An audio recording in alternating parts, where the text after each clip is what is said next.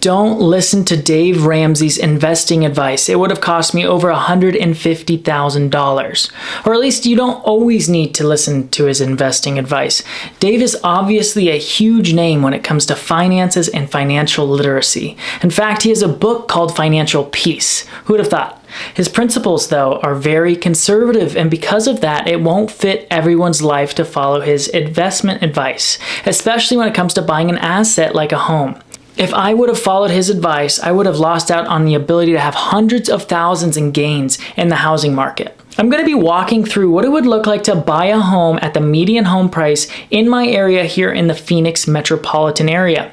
That price is $460,000 according to Realtor.com. We also will break down how much someone would have to make in order to afford that house in Dave's mind. Let's take a look.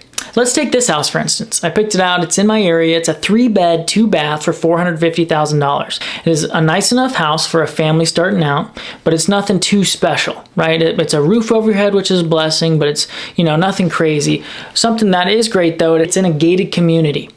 So it has some amenities. It's 1,261 square foot of living space, a 2-car garage, island in the kitchen, relatively younger build, being built in 2005. And it has some things going for it, but this house isn't going to be on the cover of a magazine or, the thumbnail for a video, right?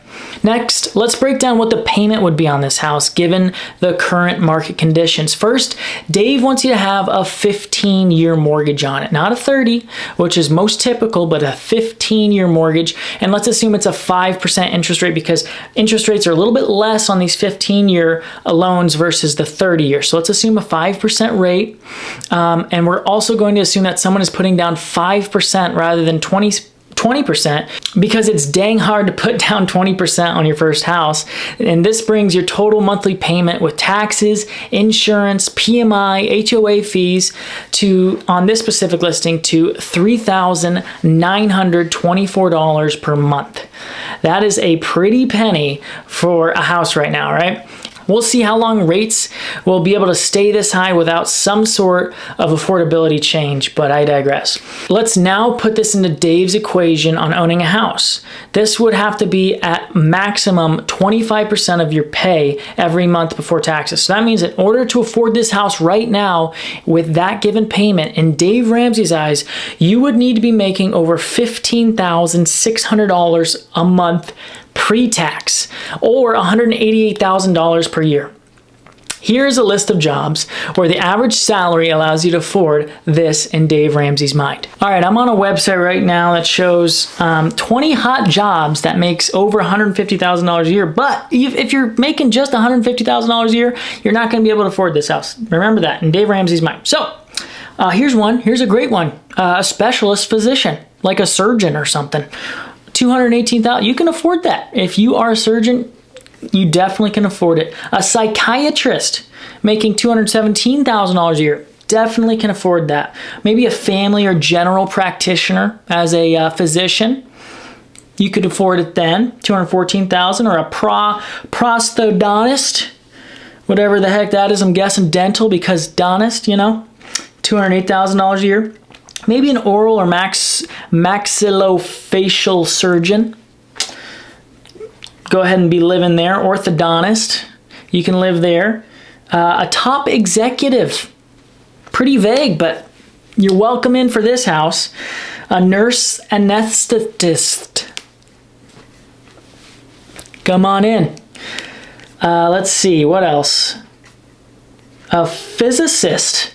Wow. $183,000 a year. More than welcome to buy this house in Dave Ramsey's eyes. And that's where it's, I'm sorry. No, you can't. You're only making $183,000. You need to be making $188,000. So if you're a natural science manager, research and development in the physical engineering and life sciences, you can't afford it at $172,000. A petroleum engineer, you're not going to be able to afford it at $167,000 a year. A sales manager, sorry, get the heck out of this open house. An airline pilot, you fly your butt over to the apartments across the street because you're not buying this one. And so on and so on.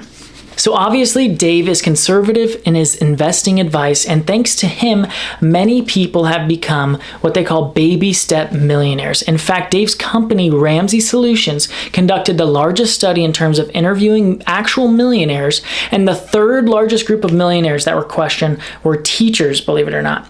So the principles that he and his company teaches are sound investing advice. It's proof you don't need a crazy salary to become a millionaire, or a ton of pay every single month. You can do it through determination and the right investments over a long time.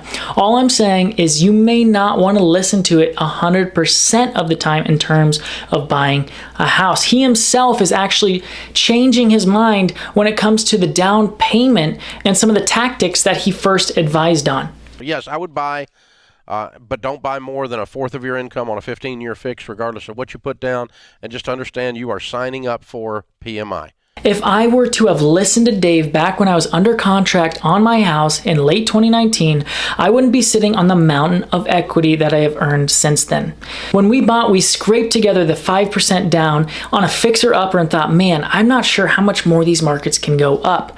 But we locked in at a 2.7% interest rate and have a payment now that is much lower than the apartment, the two-bed apartment that we came from. If I would have listened to Dave, I'd still be sitting in that two-bed apartment paying overpriced rent, waiting to save up that 20% down on a house that would be much smaller today, and I would not have the $150 grand, $200,000 in equity that I have today on this house. There is a reason why the net worth of a homeowner versus someone who rents is on average 40 times higher, and that is because real estate appreciates.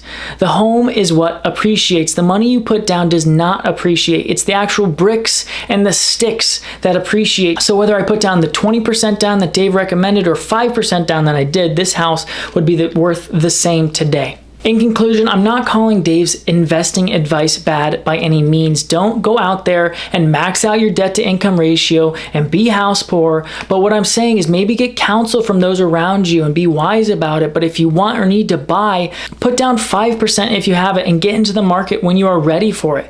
Talk to a professional like myself who can advise you on what they think the indicators are pointing to and discuss what it would look like to buy now versus if prices go down or up with interest rates going down or up. I'd love to discuss with you if you have any questions and help you determine whether buying is a good thing for you or maybe it's not. I want the best for my clients and those I talk to, and I think, or at least hope, other agents do the same. Thanks so much for watching this video. If you like it, please hit that like button, subscribe if you aren't already, comment if you have any questions down below. My name is Riley with Team CR Realty, where Arizona real estate is seen.